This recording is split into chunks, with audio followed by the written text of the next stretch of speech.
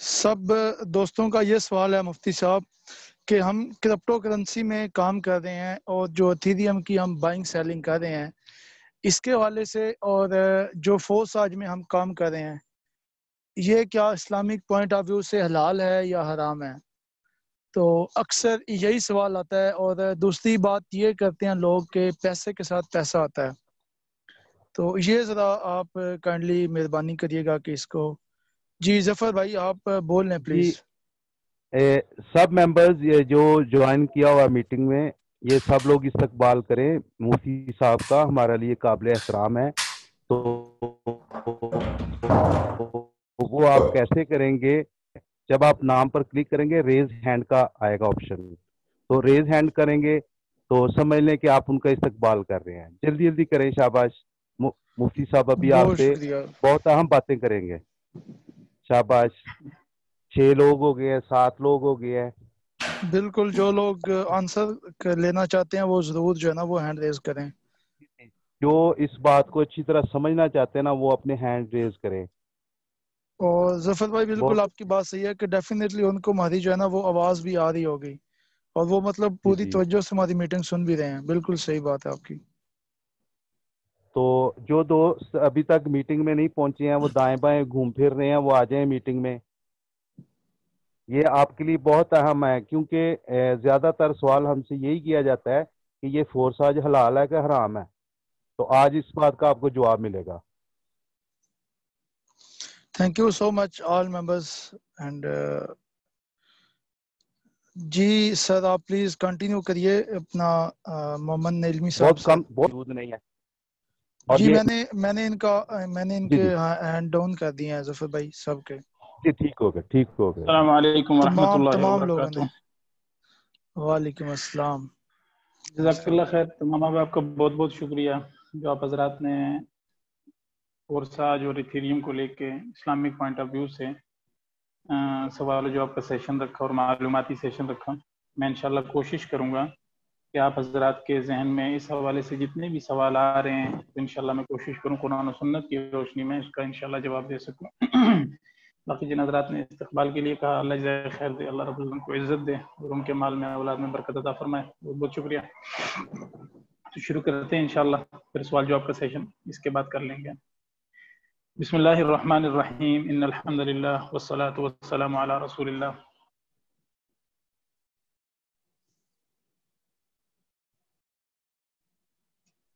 اما بعد فاعوذ باللہ من الشیطان وتعالی احل اللہ البیع وحرم الربا. صدق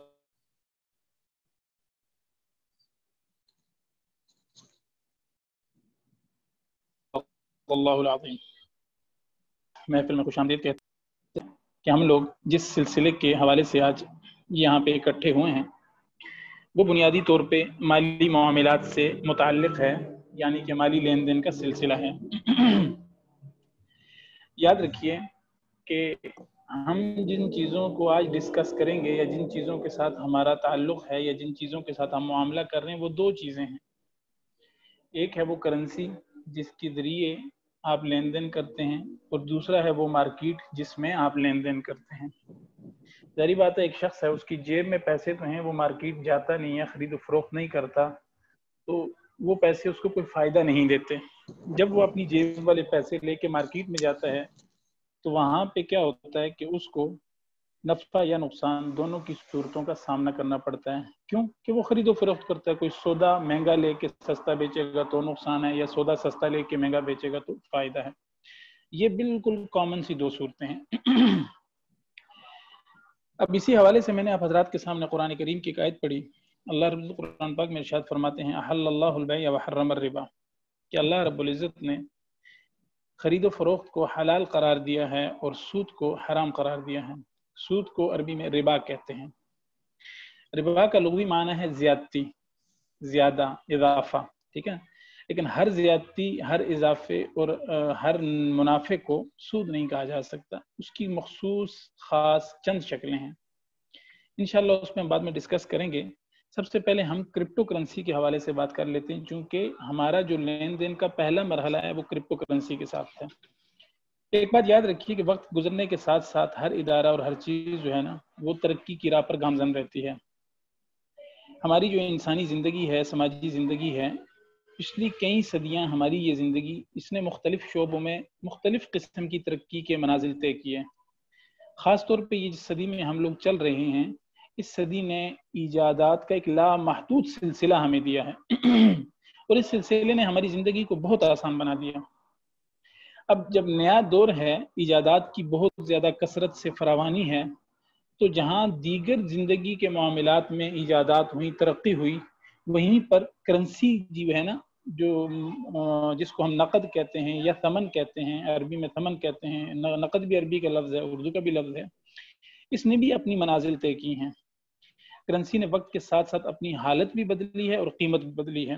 اب ابتدائی انسانی کا جو زمانہ تھا، جب انسان نے اپنے سماج کی ابتدا کی، اس وقت کو جو خرید و فروخت کا عمل ہوا کرتا تھا وہ بارٹر سسٹم پہ تھا۔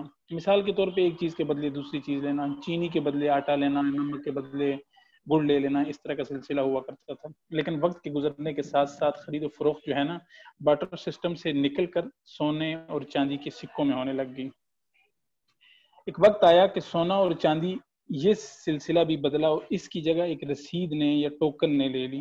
جیسے آج کل ہمارے پاس کرنسی ہے، یہ اس سے قبل کا جو زمانہ ہے ہم اگر اس میں دیکھیں گے تو وہاں پہ ہمیں ایک ٹوکن سا مل جاتا تھا، اس پہ مخصوص مہر لگی ہوتی تھی وزارت مال کی طرف سے، ہر ریاست کی اپنی اپنی، یعنی کہ جو حیثیت اس ٹوکن کے اوپر جو رقم لکھ دی جاتی تھی، جو عدد لکھ دیا جاتا تھا، وہ خالی کاغذ کا ٹکڑا جس پہ مہر لگی تھی ریاست کی طرف سے، وہ ہم دے کر کیا کرتے تھے، اس کی عوض اپنی ضرورت کو پورا کر لیتے تھے۔ پھر مزید وقت بدلا تو پیپر کرنسی کا زمانہ آیا جس میں ہم لوگ جی رہے ہیں، اور یہ اس کی انتہا کا زمانہ ہے۔ پیپر کرنسی آئندہ 10-15 سالوں میں شاید یہ چیز بھی ختم ہو جائے، لیکن اس اختتام کے دور میں ہم نے نئے آنے والے دور کی ایجادات اور نئے آنے والے دور کی جو کرنسی کے حوالے سے ضرورت ہے وہ ہم اپنی آنکھوں سے دیکھ رہے ہیں آج کے موجودہ دور میں، جس کی ابتدائی شکل چیک کی صورت میں آ گئی، ڈیبٹ کارڈ کی صورت میں آئی، اے ٹی ایم کارڈ کی صورت میں آئی، ٹھیک ہے نا جی، یا پھر ڈیجیٹل ٹرانزیکشنز کی صورت میں آئی، ایزی پیسہ وغیرہ ہو گیا، ہر ملک میں اس کے مختلف قسم کے طریقہ کار ہیں۔ اس سے اگلا جو مرحلہ آتا ہے وہ ٹوٹلی جسٹ ٹرانزیکشن نہیں ہے، بلکہ وہ پراپر ایک کرنسی ہے۔ آپ کے پاس کچھ ڈیجٹس ہیں، مثال کے طور پہ آپ ان کے مالک ہیں اور آپ کے پاس ان کے رکھنے کا اختیار بھی ہے، ٹھیک ہے نا جی۔ یا ہم یوں کہہ سکتے ہیں کہ ڈیجیٹل کرنسی جو ہے وہ فزیکل کرنسی کے بالکل ایک متضاد چیز ہے، ایک الگ سی چیز ہے۔ ڈیجیٹل کرنسی کا کوئی فزیکل وجود نہیں ہوتا، لیکن اس کی قیمت جو ہے نا بالکل فزیکل کرنسی کی طرح ہوتی ہے، اور بڑھتی بھی ہے، گھٹتی بھی ہے، اور اس ڈیجیٹل کرنسی سے ہم اپنی وہ تمام تر ضروریات پوری کر سکتے ہیں زندگی کی جو ہم فزیکل کرنسی سے کرتے ہیں۔ اب اس کے بارے میں ٹیکنیکلی جو گفتگو ہوگی وہ تو اسد بھائی اور خالد بھائی بتائیں گے، لیکن میں اس کے حوالے سے شرعی پوائنٹ آف ویو سے ایک بات آپ کو بتاتا چلوں کہ یہ جو فزیکل کرنسی ہے، ظاہری طور پہ دیکھا جائے تو اس سے جب ہم اپنی زندگی کی ضروریات کو پورا کر سکتے ہیں اور یہ ہماری زندگی کے اس وقت لازمی جز بن چکی ہے، حصہ بن چکی ہے، اور دنیا کے بیشتر ممالک میں اس کا جو ہے نا اس کے ساتھ تعامل ہو رہا ہے، تو اس حوالے سے یاد رکھیے کہ یہ جو ڈیجیٹل کرنسی ہے اس کی حیثیت متعین کرنے سے پہلے ہمیں یہ ضروری ہے سمجھنا کہ شریعت اسلامیہ میں مال کس کو کہتے ہیں، کیونکہ جس انسان کے پاس 1000 کوائن ہیں، 500 کوائن ہیں، 2 کوائن ہیں، 4 کوائن ہیں، وہ کیا کہتا ہے کہ میں اتنی مالیت کا مالک ہوں۔ اب جب وہ یہ کہتا ہے کہ میں اتنی مالیت کا مالک ہوں تو سوال یہ پیدا ہوتا ہے کہ بھئی شریعت کی روح سے مال کس کو کہا جاتا ہے؟ زر کا اطلاق یعنی مال کا اطلاق کن کن چیزوں پر ہوتا ہے، اور ایسی کون سی چیزیں ہیں جن سے ثمنیت پیدا ہوتی ہے جس کو ہم مالیات کا نام یا لقب دے سکتے ہیں۔ اس اعتبار سے اس کانسیپٹ کے پوائنٹ آف ویو سے دیکھا جائے کیا ڈیجیٹل کرنسی میں یہ چیز پائی جاتی ہے یا نہیں، تو یاد رکھیے فقہائے کرام نے قرآن و سنت کی روشنی میں جو اقتصادیات اور معاشیات کے جو اصول اور قواعد بیان کیے ہیں وہ دراصل انسان کو نقصان سے بچانے اور فائدہ سے ہمکنار کرنے کے لیے وضع کیے گئے ہیں۔ پہلا اصول کیا ہوتا ہے؟ شریعت کا پہلا اصول ہے کہ الضرر لا یزال، یہ قاعدہ ہے، مستقلاً فقہ کا قاعدہ ہے اور قیامت تک یہ قاعدہ رہے گا۔ الضرر لا یزال، کیا مطلب؟ نقصان کا ازالہ کیا جائے گا۔ یہ قاعدہ اصل میں جو میں نے آپ کے سامنے جو عربی کا جملہ پڑھا ہے، یہ دراصل رسول اللہ صلی اللہ علیہ وسلم کی ایک حدیث ہے، لا ضرر ولا ضرار، نہ نقصان اٹھایا جائے گا اور نہ پہنچایا جائے گا، اس اصول پر مبنی ہے۔ اللہ کے نبی نے ہمیں خود بتا دیا کہ بھئی جو آپ نے معاملات کرنے ہیں وہ معاملات ایسے نہیں ہوں گے کہ اس میں نہ تو آپ خود جان بوجھ کے نقصان اٹھائیں یا نہ ہی کسی دوسرے کو جان بوجھ کر نقصان پہنچائیں۔ اب نبی صلی اللہ علیہ وسلم نے یہ جو ارشاد فرمایا، اس ارشاد کے پیچھے بھی قرآن کی تعلیمات ہیں۔ قرآن کی تعلیمات کیا ہیں؟ اللہ رب ارشاد فرماتے ہیں لا تظلمون ولا تظلمون، کہ نہ تم ظلم کرو نہ تم پر کیا جائے، یعنی کہ ہمیں ایک اصول بتایا جا رہا ہے کہ نہ تو تم کسی کے ساتھ زیادتی کرو لین دین کے معاملے میں، اور نہ ہی تمہارے اوپر کوئی دوسرا زیادتی کرے، چونکہ اللہ کے احکام اور رسول اللہ کی جو فرامین ہے وہ ساری انسانیت کے لیے یکساں ہیں۔ جب باقی معاملات میں نبی علیہ السلام کے احکام یا قرآن کے احکام یا نبی السلام کی احادیث یکساں ہیں، تو مالی معاملات میں بھی، لین دین کے معاملات میں بھی وہ یکساں ہیں، ساری انسانیت اس میں شامل ہے۔ کہ کافر مسلم نان مسلم کا کوئی کانسیپٹ نہیں ہے۔ اسلام پتہ نہیں اجازت نہیں دیتا کہ بھئی آپ مسلمان کے ساتھ تو مالی معاملات میں امانت داری سے پیش آؤ اور غیر مسلم کے ساتھ جو ہے نا مالی معاملات میں امانت داری کا معاملہ نہ رکھ، نہیں، ایسا نہیں ہے، بلکہ غیر مسلم کے ساتھ تو زیادہ احتیاط کا کہا گیا۔ یعنی کہ ہم یوں کہہ سکتے ہیں قرآن، حدیث اور فقہ کے جو تین چیزیں میں نے آپ کے سامنے رکھی ہیں کہ کسی بھی کرنسی کی شرعی حیثیت مقرر کرتے وقت ضروری ہے کہ اسلام کے اس تصور عدل کو کلیدی حیثیت حاصل ہے، کلیدی حیثیت ہمیں دینی بھی چاہیے۔ اور جو پہلے زمانے کے فقہا تھے انہوں نے اپنے زمانے میں جو اجتہاد کیے یا فقہ کی جو جزیات تھی جو ان کو اس وقت کی قوموں کے سامنے رکھا، تو اس کی بھی بنیاد یہی تھی کہ بھئی نہ تم کسی کے ساتھ ظلم کرو مالی معاملات کے لین دین میں، اور نہ کوئی دوسرا تمہارے ساتھ کرے۔ پھر اس کے ساتھ ساتھ اسلامی فقہ کا ایک دوسرا قانون ہے، اور اس فقہ کا ایک یعنی کہ آپ یوں کہہ لیں کہ ایک کلیہ ہے جس کو عمومی طور پہ کہا جاتا ہے کہ عرف اور عادت، یعنی کامنلی ایسا ہوتا ہے جس کو ہم آج کی زبان میں کہہ سکتے ہیں کامنلی، اس کو عربی میں اردو میں عرف کہا جاتا ہے، عادت کہا جاتا ہے۔ کیا مطلب ہے عرف اور عادت کا؟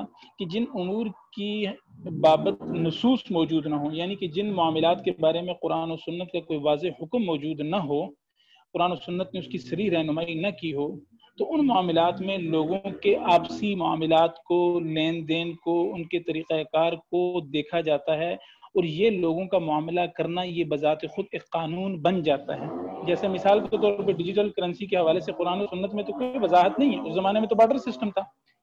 اب سوال یہ پیدا ہوتا ہے کہ جب اس زمانے میں بارٹر سسٹم تھا تو پھر ہم نے فزیکل کرنسی کو کیسے ایکسیپٹ کر لیا، یا ہم نے سونا چاندی کو کیسے ایکسیپٹ کر لیا، یا ہم نے ٹوکن والے اور رسید والے زمانے کو کیسے ایکسیپٹ کر لیا؟ تو بھائی اس لیے ایکسیپٹ کیا کہ چونکہ اس میں اصول بنیادی طور پہ قرآن کا وہی تھا، لا تظلمون ولا تظلمون، کہ نہ تم ظلم کرو گے نہ تم پر ظلم کوئی دوسرا کرے۔ اس اصول کی بنیاد پہ ہم نے 3 سے 4 سٹیپ گزار لیے، بارٹر سسٹم گزارا، سونا چاندی والا گزارا، ٹوکن والا گزارا، اور فزیکل کرنسی والے زمانے سے ہم لوگ گزر رہے ہیں۔ کیا مطلب؟ کہ پہلی چیز کے علاوہ کسی بھی نقد یا ثمن کے بارے میں قرآن و سنت میں کوئی صراحت نہیں تھی، لیکن عرف اور عادت نے یا اس زمانے کے فقہائے کرام کے اجتہاد نے ہمیں اجازت دے دی یہ کام کرنے کی کہ بھئی آپ یہ کام کر سکتے ہیں، لیکن اصول وہی ہوگا جو قرآن نے بتایا، اصول وہی ہوگا جو نبی علیہ السلام نے بتایا۔ اصول کیا تھا؟ کہ نہ تم کسی پر ظلم کرو اور نہ تمہارے ساتھ کوئی دوسرا ظلم کرے۔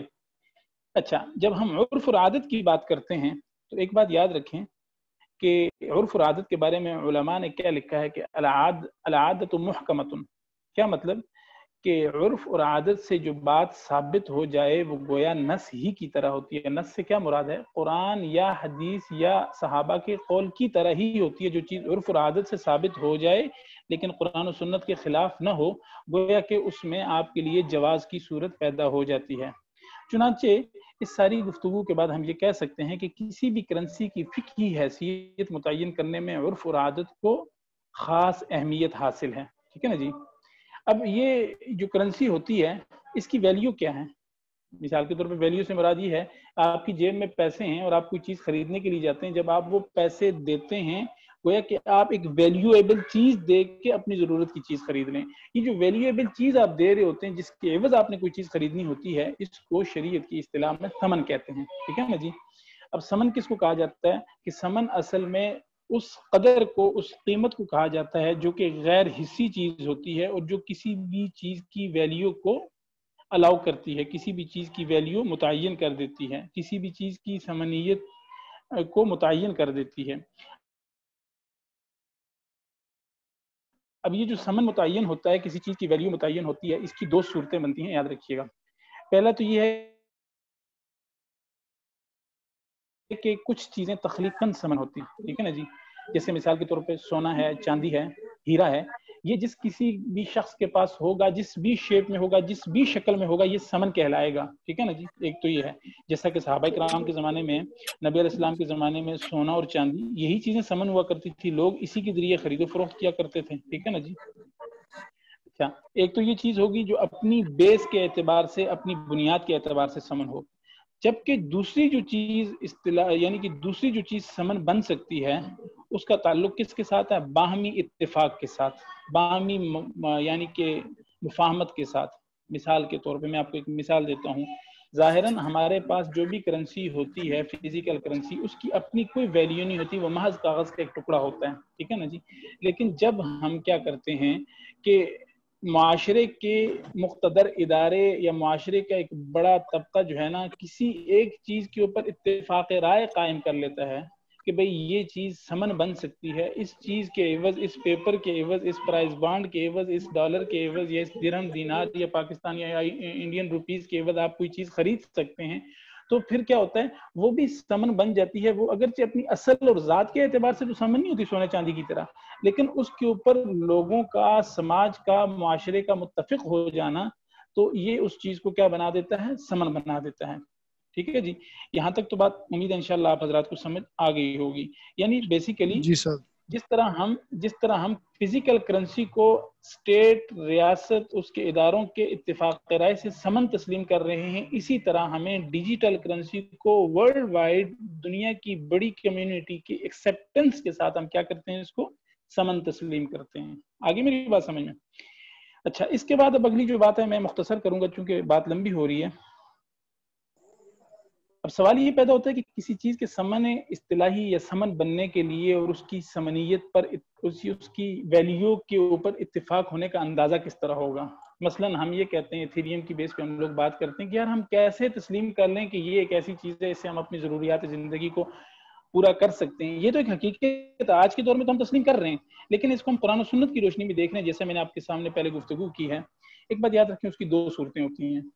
پہلی صورت یہ ہوتی ہے کہ عوام میں کسی کرنسی کا چلن عام ہو جائے، کوئی کرنسی اتنی زیادہ استعمال ہونے لگ جائے اور حکومت بھی اس کو بطور کرنسی قبول کر لے، یہ تو پہلی چیز ہے جو کسی بھی کرنسی کو بطور ثمن تسلیم کر لیتی ہے۔ اب ہوتا کیا ہے کہ عرف ختم ہونے سے اس کرنسی کی ثمنیت بھی ختم ہو جائے گی۔ جیسے مثال کے طور پہ ہمارے ملک میں پہلے 1000 کے نوٹ اور 500 کے پرانے جو نوٹ تھے، وہ جب تک حکومت نے اس کو قرار دیا ہوا تھا کہ اس کی ویلیو 500 کی اور 1000 کی، عوام میں وہ چیز رائج تھی۔ جو ہی حکومت نے قانون بدلا تو وہی 1000 کا نوٹ اور 500 کا نوٹ جو ایک ہفتہ پہلے اپنی ویلیو رکھتا تھا، ایک ہفتے کے بعد وہ کاغذ کا ایک ٹکڑا تھا یا اس سے بھی گئی گزری قیمت پہ جا چکا تھا، ٹھیک ہے نا جی۔ یہ اس کا تعلق ہے کس کے ساتھ؟ کہ ایک مخصوص دائرہ کار میں رہنے والے، بسنے والے جو افراد ہیں، جو معاشرہ ہے، ان کا آپس میں کسی بات پہ اتفاق کر لینے کے ساتھ۔ ظاہری بات ہے وہ اتفاق لوگ تو نہیں کرتے، وہ جو معاشرہ ہوتا ہے، جو سماج ہوتا ہے، اس میں ایک قانون ہوتا ہے، ایک ادارہ ہوتا ہے، ایک ریاست ہوتی ہے، اس کا سینٹرل بینک ہوتا ہے، ان کے مالیات کا ایک ادارہ ہوتا ہے، وہ لوگ کرتے ہیں۔ یہ تو عام کرنسی کے بارے میں، یعنی کہ یہ جو میں نے آپ کے سامنے گفتگو کی۔ دوسری شکل اس کی کیا ہوتی ہے کہ حکومت اپنی جانب سے کسی چیز کو کرنسی مقرر کر لے، جیسا کہ ہمارے ہاں ہے۔ دونوں صورتیں ہم لوگوں نے اپنے اپنے وقت میں دیکھی ہوئی ہیں کہ ابھی جو ہمارے پاس مروجہ جو کرنسی ہے، یہ حکومت نے ہمارے لیے بالجبر قرار دی ہے کہ بھئی آپ اس کو تسلیم کرو گے، اور ہم تسلیم نہیں کرتے تو ہمارا انکار کرنے کا فائدہ کچھ نہیں ہے۔ لیکن اس سے قبل بھی ہم لوگ دیکھیں گے کہ آج سے کچھ سال پہلے، یعنی کہ کچھ 25-30 سال پہلے ہم نے دیکھا ہوگا ایسا کہ بیک وقت کئی کرنسی نوٹ چل رہے ہوتے تھے، 10 سال 15 سال 20 سال پرانے بھی چل رہے ہوتے تھے، اور ان کی شیپس مختلف ہوتی تھی۔ المہم کہنے کا یہ مطلب ہے کہ یہ جو کرنسی کی ویلیو تھی، یہ انسانی سماج کے باہمی اتفاق کے ساتھ جب تسلیم کر لی گئی تو اس میں ثمنیت پیدا ہو گئی، ٹھیک ہے نا جی۔ اب چونکہ ہم آ جاتے ہیں کرپٹو کرنسی کی طرف کہ یہ کیا ہے، اس کی حیثیت کیا ہے اور اس کی ویلیو کیا ہے۔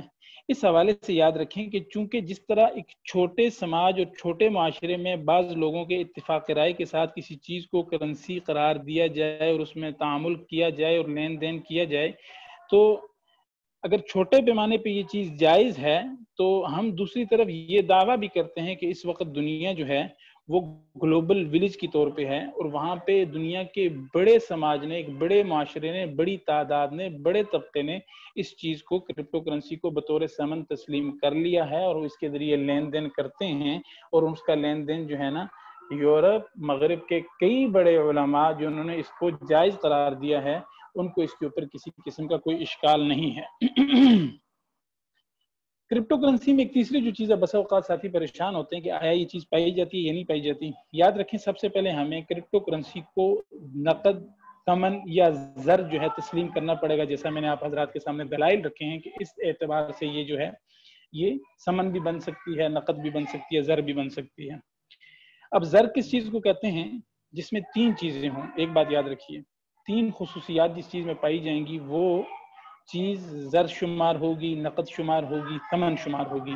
پہلی چیز کہ وہ ذریعہ مبادلہ ہو۔ ذریعہ مبادلہ کا کیا مطلب؟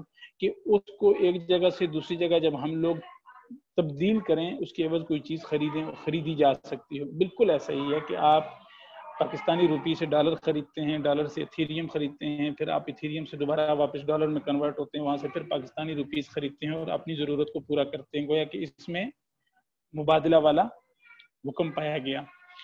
دوسری چیز جو ہوتی ہے زر میں، وہ ہوتی ہے قیمتوں کا پیمانہ ہو۔ بالکل 100% یہ چیز بھی پائی جاتی ہے کہ جس طرح باقی کرنسیوں کے ریٹس اپ اینڈ ڈاؤن جاتے ہیں، اسی طرح جس کرنسی میں ہم لوگ ٹریڈ کر رہے ہیں یا ہم لوگ جس کرنسی کے ساتھ معاملات کر رہے ہیں، اس کی بھی قیمت یکساں نہیں رہتی، اوپر نیچے جاتی ہے۔ صحیح بات ہے کہ جب خریدار بڑھتے ہیں تو قیمت اوپر چلی جاتی ہے، جب فروخت کرنے والے زیادہ ہو جاتے ہیں اور خریدنے والے کم ہو جاتے ہیں تو اس کی قیمت نیچے آ جاتی ہے۔ تو عام اس کا اصول ہے مارکیٹ کا۔ تیسری جو خصوصیت ہوتی ہے زر کے حوالے سے وہ یہ ہے کہ دولت محفوظ رکھنے کا ذریعہ ہونا چاہیے۔ بالکل یہ آپ کی دولت ہے، اگر آپ 5 سال تک اس کو استعمال نہیں کرتے، آپ کے پاس وسائل ہیں، آپ کے پاس فورم ہیں، آپ کے پاس والیٹس ہیں، آپ اس میں اس کو محفوظ رکھ سکتے ہیں، اور محفوظ رکھنے کے بعد ایک وقت آنے پر آپ اس کو استعمال کر سکتے ہیں۔ جب یہ تینوں خصوصیات اس چیز میں پائی جا رہی ہیں جس میں ہم معاملہ کر رہے ہیں، یا دنیا میں جتنے دیگر یعنی کہ ڈیجیٹل کرنسیز ہیں یا فزیکل کرنسیز ہیں، جب ان تینوں میں یہ چیز پائی جائے گی، گویا کہ وہ ثمن بننے کی صلاحیت رکھتی ہے، وہ زر بننے کی صلاحیت رکھتی ہے، بوجوہ اپنی تمام تر شرائط کے ساتھ۔ یہاں تک تو صورتحال جو ہے نا کرنسی کے حوالے سے ہم نے یہ ثابت کر لی کہ بھئی یہ کرنسی ہے۔ بنیادی طور پہ وہ کرنسی کی جو قرآن و سنت کی اصطلاح میں جو تعریفات ہیں کہ بھئی کیا چیز کرنسی یا ثمن بن سکتی ہے، وہ ساری کی ساری چیزیں اس میں موجود ہیں اور اس میں پائی جاتی ہیں۔ اب اگلا سوال یہ ہے کہ جب یہ کرنسی بھی ثابت ہو گئی اور اس کے ساتھ لین دین کے معاملات بھی ثابت ہو گئے، کیا اس کرنسی کے ذریعے جس پلیٹ فارم کے ساتھ ہم جڑے ہوئے ہیں، آیا یہ معاملہ کرنا جائز ہے ناجائز ہے؟ تو میں اس کی آپ کو ایک چھوٹی سی مثال دیتا ہوں۔ اس کی مثال عمومی طور پہ یہ بنتی ہے، مثال کے طور پہ آپ کے پاس جیب میں 1 لاکھ روپیہ ہے۔ وہ 1 لاکھ روپیہ جب تک آپ کی جیب میں ہے، اس کی مالیت تو اپنی جگہ 1 لاکھ روپیہ ہے، لیکن وہ گھٹ تو سکتا ہے آپ ضروریات اگر پوری کرنا چاہیں اس سے، لیکن بڑھ نہیں سکتا۔ اس کے بڑھنے کے لیے لامحالہ آپ کو کوئی ایسا طریقہ کار اختیار کرنا پڑے گا جس کو شریعت نے جائز قرار دیا ہو، جس کی طرف میں نے بالکل ابتدا میں قرآنی آیت پڑھ کر اشارہ کیا کہ اللہ رب العزت نے بے کو حلال قرار دیا ہے اور ربا کو، سود کو حرام قرار دیا ہے۔ ایک شخص اپنی جیب میں 1 لاکھ روپے لیے مارکیٹ میں آتا ہے، مارکیٹ میں آ کے وہ کوئی چیز خریدتا ہے۔ مثال کے طور پہ آپ منڈیوں کو دیکھ لیں، اکثر لوگوں کا جو روزانہ منڈی آنا جانا ہوتا ہے اپنی ضروریات زندگی پورے کرنے کے لیے، انہوں نے منڈی میں دیکھا ہوگا کہ وہاں پہ آڑتی لوگ بیٹھے ہوتے ہیں اور ان کے پیچھے ٹرک بھی ہوتے ہیں اور بڑا لاٹ واٹ پڑے ہوتے ہیں سامان کے۔ وہ کیا کرتے ہیں کہ وہ ٹرک والوں سے ایک مخصوص قیمت کے ساتھ سامان خرید کے اسی موقع پہ اسی جگہ پہ رکھ کے بیچ دیتے ہیں۔ گویا کہ یہ جو فورس آج ہے آپ کا، یہ جو پلیٹ فارم ہے، اس کی مثال آپ کے سامنے ایک منڈی کی سی ہے۔ منڈی میں آپ سے پہلے بھی بڑے لوگ موجود ہیں اور آپ کے بعد بھی آئیں گے۔ آپ ایک نئے فرد ہیں جو اس منڈی میں آتے ہیں اپنی جیب میں 20، 18 یا 15 یا 40، 50 ڈالر لے کے۔ اب آپ نے آ کے یہاں پہ کیا کرنا ہے؟ यहाँ पे दो रास्ते आपके सामने आ जाएंगे. अगर आपके पास पैसे जेब में नहीं है इतने ज्यादा, जो आपके पास हैं वो सिर्फ आपकी जरूरत की, आप उससे अपना खाना पीना करना चाहते हैं, लेकिन आपने अपनी जरूरियात जिंदगी को पूरा करना है, तो आप क्या करेंगे, आप मेहनत में लग जाएंगे. मेहनत में कैसे लगेंगे कि एक बड़ा आड़त है वो आपको कहता है कि भाई यहाँ पे खड़े होके बोली लगाओ बाहर, तुम्हारी तरफ से जितने भी कस्टमर तुम लेके आओगे, जितने लोगों ने तुम्हारे जरिए से खरीदारी की होगी, तो मैं क्या करूंगा, हर बंदे के एवज आपको कमीशन दूंगा. मेरी मिसाल समझ रहे हैं आप हजरा? X3 की तरफ मैं इशारा कर रहा हूँ. जब आप मंडी में तशरीफ ले जाते हैं तो आपके सामने दो रास्ते हैं. जेब में ज्यादा पैसे हैं, आप जी समझ रहे हैं सर, दुकान, बिल्कुल समझ. एक आपके पास 1,00,000 रुपया है, मंडी में तशरीफ ले गए हैं, आपके सामने दो रास्ते हैं, दो दुकानें हैं, एक दुकान खाली है, एक भरी हुई है, या यूं कह लें कि दोनों दुकानें खाली हैं. दो ही रास्ते हैं कि जो खाली दुकान है, या तो आप 1,00,000 रुपए का सामान लेके उसमें बैठ जाएं और उससे जो है ना आप अपना रोजगार करें, या अगर आपके पास पैसे नहीं हैं, जो हैं बहुत कम है, आपकी अपनी जाती जरूरत की, तो आप क्या करते हैं कि आप किसी दूसरे भरी हुई दुकान वाले बंदे के साथ जुड़ जाते हैं कि यार तुम्हारे पास तो मार्केट में सामान पड़ा हुआ है, मैं ऐसा करता हूँ, मैं तुम्हारे सामान को बेचने की कोशिश करता हूँ, आप मुझे इसका एवज दो, इसका कमीशन दो, इसका प्रॉफिट दो, जो भी आप नाम ले लें. यही सूरत हाल मेरे भाइयों यहाँ पे इस प्लेटफॉर्म की है कि जब आप इसमें दाखिल होते हैं, आपके सामने ज़ाहिरन दो रास्ते आ जाते हैं, दो ऑप्शन आ जाते हैं, जिसको हम X3 और X4 से ताबीर करते हैं. X3 में जो आप लोग मामला करते हैं, नेटवर्किंग करते हैं, इसको आप मुशारकत से ताबीर कर सकते हैं कि आपसे ऊपर वाला, उसने भी इतनी ही इन्वेस्टमेंट की है जितनी आपने की है. अब दोनों ने मिलजुल के एक किस्म की बराबर इन्वेस्टमेंट कर ली है. अब दोनों लोग मेहनत करेंगे, दोनों मेहनत करेंगे और दोनों की मेहनत का सिला दोनों को मिलेगा. जो ज्यादा मेहनत करेगा, जो फर्स्ट लाइनर होगा, उसको थोड़ा ज्यादा मिलेगा कि निस्बतन डायरेक्टली उसकी मेहनत होगी. जो उसका अप लाइनर होगा उसको निस्बतन कम सिला मिलेगा. वो कम भी सिला इसलिए मिलेगा कि उसकी डायरेक्टली मेहनत नहीं है, लेकिन फिर भी अगर उसको सिला मिल रहा है तो उस सिला मिलने की वजह ये है, उस प्रॉफिट या कमीशन मिलने की वजह ये है कि ये जो पहला फर्स्ट लाइनर है, इसको लाने वाला ये इंसान है, इस पर मेहनत करने वाला ये इंसान है. यहाँ तक तो कहानी होगी, क्लोज हो जाती है कि ये मुशारकत की बेस में आता है, यानी कि पार्टनरशिप के साथ आप दोनों हजरात मिलकर काम कर रहे होते हैं. दूसरा, आपके पास खाली दुकान है, बड़ी सारी दुकान है, उसका नाम है X4. X4 में क्या है कि आपकी जेब में जो 1,00,000 रुपया पड़ा हुआ, आप क्या करते हैं, सामान खरीद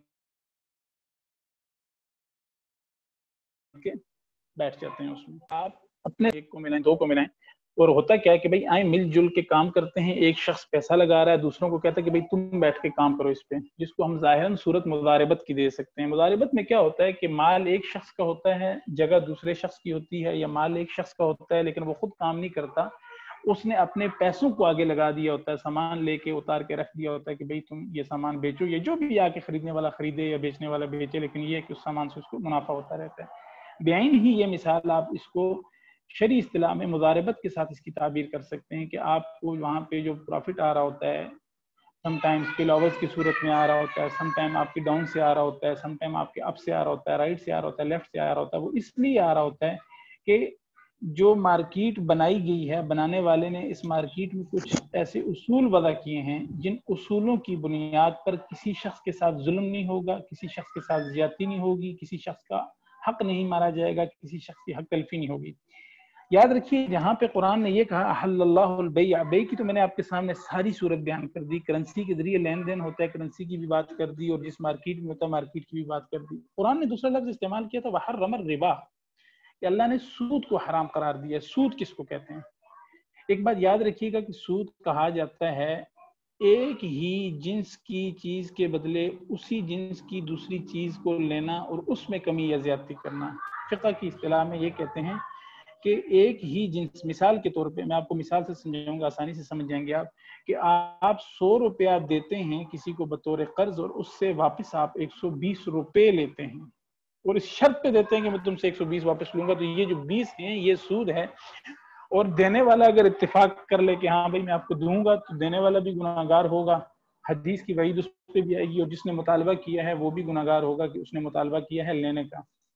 एक ही जिन्स की चीज को उसी जिन्स की चीज के साथ बेचना या खरीदना और उसमें कमी और ज्यादती हो, ये सूद है. दूसरा, असद भाई ने इब्तिदा में एक सवाल किया था कि भाई मुनाफा जो है ना, मिसाल के तौर पे, या शायद अगर मैं गलत हूं तो करेक्ट कर लीजिएगा असद भाई, आपने कहा था कि जिससे पैसा बढ़ता है तो ये सूद है. تو بھائی گزارش یہ ہے کہ پیسہ بڑھنا مطلقاً سود نہیں ہے. کوئی بھی انسان اگر آپ کی بات کو مان لیا جائے تو پھر دنیا میں سارے کاروبار حرام ہو جائیں گے. یار ہر کاروبار میں تو پیسہ بڑھتا ہے نا. ایک الگ بات ہے کہ اخراجات ہوتے ہیں, تھوڑے ہوتے ہیں, زیادہ ہوتے ہیں, لیکن بہرحال وہ جو چیز آپ کی ہوتی ہے, جو مارکیٹ میں آپ کی شاپ ہے, دکان ہے, کچھ بھی ہے, اس کی ویلیو بڑھ رہی ہوتی ہے, آپ اس میں ٹریڈ کر رہے ہوتے ہیں. تو پھر تو دنیا کا کوئی بھی کام, کوئی بھی کاروبار حلال رہ ہی نہیں سکتا اگر مطلقاً پیسے کے بڑھنے کو سود قرار دیا جائے. تو اس لیے سب سے پہلے یہ بات اپنے ذہن میں رکھیں کہ محض پیسے کے بڑھنے کو سود قرار نہیں دیا جا سکتا. ہاں پیسہ جو بڑھ رہا ہے اس کے بڑھنے میں کوئی ایسی غیر شرعی شرائط تو نہیں ہے جس کی بنیاد پہ ہم یہ کہہ سکیں کہ یار اس نے جو پیسے کو زیادہ کیا ہے, اس نے جو اپنی مالیت کو بڑھایا ہے, یا اس نے پیسہ کمایا ہے, اس کے کمائی میں کوئی ایسی شرط تھی, کوئی ایسا ذریعہ تھا, کوئی ایسا طریقہ تھا جس کی بنیاد پہ یہ حرام ہو گیا.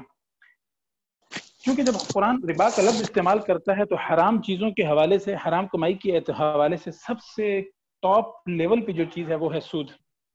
سود کے بعد نیچے آ جاتا ہے غصب, وہ بھی حرام ہے, ظلم وہ بھی حرام ہے. قرآن نے 3 چیزوں کو ممنوع قرار دیا ہے. ربا کو ممنوع قرار دیا ہے. آیا جو ہم کام کر رہے ہیں اس میں ربا کی کوئی صورت بنتی ہے؟ نہیں. کیوں نہیں بنتی؟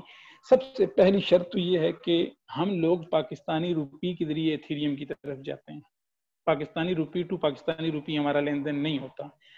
ربا کی پہلی شرط ہی سے کہانی ختم ہوگی کہ بھئی اس میں ربا کا کوئی تعلق نہیں ہے, کیونکہ ہم پاکستانی روپی سے ڈالر میں کنورٹ ہوتے ہیں, پھر ڈالر سے ہم لوگ ایتھیریم میں کنورٹ ہوتے ہیں. لہذا جو یہ مفتی صاحب یہ ربا کا مطلب ہے, ربا کہتے ہیں ربا ایسے اضافے کو کہتے ہیں جو اضافہ لا تظلمون ولا تظلمون کے حکم میں آ جائے کہ آپ کسی کے ساتھ زیادتی کر کے مال کمائیں یا کوئی دوسرا آپ کے ساتھ زیادتی کر کے آپ کا مال لے لے.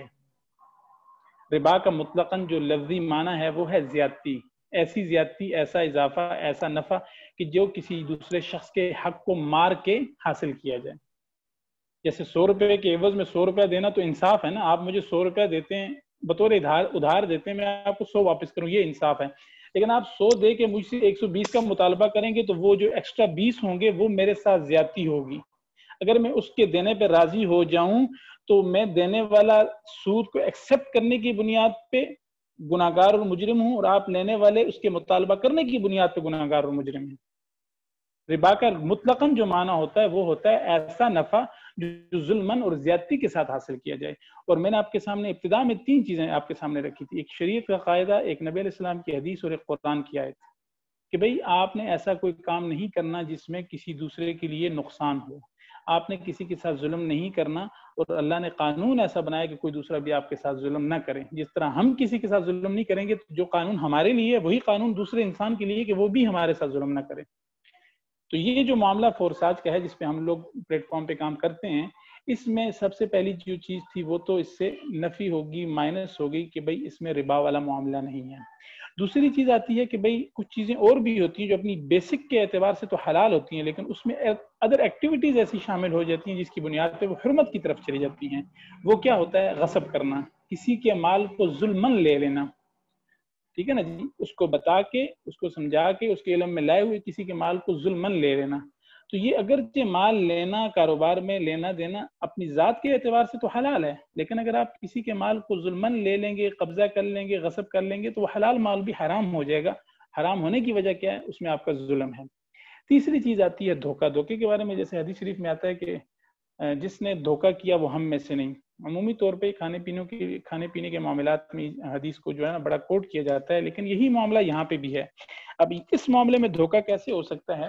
اس معاملے میں دھوکہ ایک صورت میں ہو سکتا ہے کہ مثال کے طور پہ آپ کسی شخص کو جب اس پلیٹ فارم کے بارے میں آگاہ کر رہے ہوں تو آپ خدا را کوئی ایسی بات مت کریں, اس کو کوئی ایسا سبز باغ مت دکھائیں کہ بھئی تم جو ہی آؤ گے یہاں پہ آتے ساتھ ہی تم بلینر بن جاؤ گے, تم یہ ہو جاؤ گے, تم وہ ہو جاؤ گے. نہیں, جب آپ میں سے کوئی بھی بھائی یا بہن کسی کو پریزنٹیشن دے رہا ہو, کسی کو سمجھا رہا ہو اس سسٹم کے بارے میں, جو یہ سسٹم بنانے والے نے جس انداز سے بنایا ہے, جو اصول و قواعد اور ضوابط جس نے رکھے ہیں, جیسے رکھے ہیں ویسے بتائیں کہ بھئی یہاں پہ آؤ گے جس طرح باہر دنیا میں محنت کر کے پیسہ کماتے ہو, اپنی ضروریات زندگی کو پورا کرتے ہو, یہاں پہ بھی آپ نے محنت ہی کرنی ہے. ہاں, محنت کی نوعیت بدل جاتی ہے. اگر خدا نخواستہ آپ کسی کو سبز باغ دکھاتے ہیں اور وہ شخص یہاں پہ آ جاتا ہے, کچھ انویسٹمنٹ بھی کر یہ لیتا ہے. مفتی صاحب میں ایک کوشچن پوچھ سکتا ہوں آپ؟ جی, اگر تھوڑا ٹائم دے دیں میں اپنی گفتگو کو پورا کر لوں پھر انشاءاللہ کوشچن آنسر کا سارا سیشن کر لیں گے. تو میں یہ عرض کر رہا تھا کہ 3 چیزیں ہیں جو بنیادی طور پہ حرام ہوتی ہیں، جن کے جواز کے لیے ہمارے پاس کوئی دلیل نہیں ہوتی. پہلی ربا ہوتی ہے، جو میں نے آپ کو بتایا کہ اس سسٹم میں ربا کی تو کوئی صورت بنتی نہیں ہے. دوسرا غصب کا معاملہ ہے کہ وہ آپ خدا نخواستہ کوئی شخص ظلمن کسی کا پیسہ، کسی کا ایتھیریم اپنے پاس رکھ لے، دبا لے اور اس کو دینا یا اس کے ساتھ دھوکہ کرے. تیسری یہ چیز ہے کہ دھوکہ کرنا، یعنی کہ آپ کسی شخص کو ایسا سبز بات دکھائیں کہ بھئی یہاں پہ آؤ، آپ جو ہے نا دن دہاڑے یا رات کے آخری پیر جو ہے نا آپ ملینر بن جاؤ گے اور یہ ہو جائے گا اور وہ ہو جائے گا، اور آپ وہ معاملہ، یعنی کہ ایسا ہے نہیں ہے. حقیقت میں ظاہری بات ہے محنت کرنی ہے، جس بھی انداز سے کرنی ہے محنت کرنی ہے. تو پیسے انویسٹ کرنے پھر بھی محنت کرنی ہے، اگر پیسے نہیں انویسٹ کرنے پھر بھی محنت کرنی ہے. تو اگر آپ کسی کو سبز بات دکھاتے ہیں تو یہ دھوکے کے زمرے میں آتا ہے. آپ اس کو بتائیں کہ بھئی یہ سسٹم ہے، فائدہ مند ہے، جوائن کریں، محنت کریں، جس طرح کسی آفس میں جا کے محنت کرتے ہیں یا کسی دوسرے فورم پہ جا کے محنت کرتے ہیں، یہاں پہ بھی آپ محنت کر کے اپنے پیسے کما سکتے ہیں. گویا کہ یہ چیز تو ہمارے سامنے کلیئر ہو گئی. باقی آپ حضرات کے سوال بھی لے لیتا ہوں کہ الحمدللہ یہاں پہ ظاہراً اب تک جو سسٹم موجود ہے، جس طرح کا سسٹم میں نے سمجھا یا اسٹڈی کیا یا جتنا آج تک دوسرے بھائیوں نے سمجھایا ہے، اس میں ظاہراً نہ تو کوئی دھوکے کی صورت بنتی ہے، نہ ہی کوئی یعنی کہ غصب کی صورت بنتی ہے. اور ربا کے حوالے سے میں آپ کو کلیئر کر چکا ہوں کہ یہ جنس واحد نہیں ہے، ایک جنس نہیں ہے، چونکہ ہم روپی ٹو روپی کا معاملہ نہیں کرتے بلکہ rupee to dollar, dollar to Ethereum چلے جاتے ہیں. پھر اس کی ویلیو پھر آپ ایک سوال کیا تھا اسد بھائی نے کہ بھائی صرف نفع ہی نفع ہو، نقصان نہیں. اس میں نقصان کا بھی اندیشہ ہے. نقصان کا اندیشہ کیسے ہے؟ میں آپ کو اس کی بالکل کرنٹ سچویشن کی مثال دیتا ہوں کہ کل اس وقت $406 کا ایک ایتھیریم تھا. سپوز جس بھائی نے کل 5 ایتھیریم یا 1 ایتھیریم یا 2 ایتھیریم پرچیز کیے، اس کی پرچیز پرائس تھی 406. آج دن کو اس کی پرائس چل رہی تھی 386 390 لائک دیٹ، اس کے راؤنڈ اباؤٹ چل رہی تھی. تو ظاہراً اس نے کسی چیز کو خریدتے ساتھ ہی نقصان کا سامنا کیا.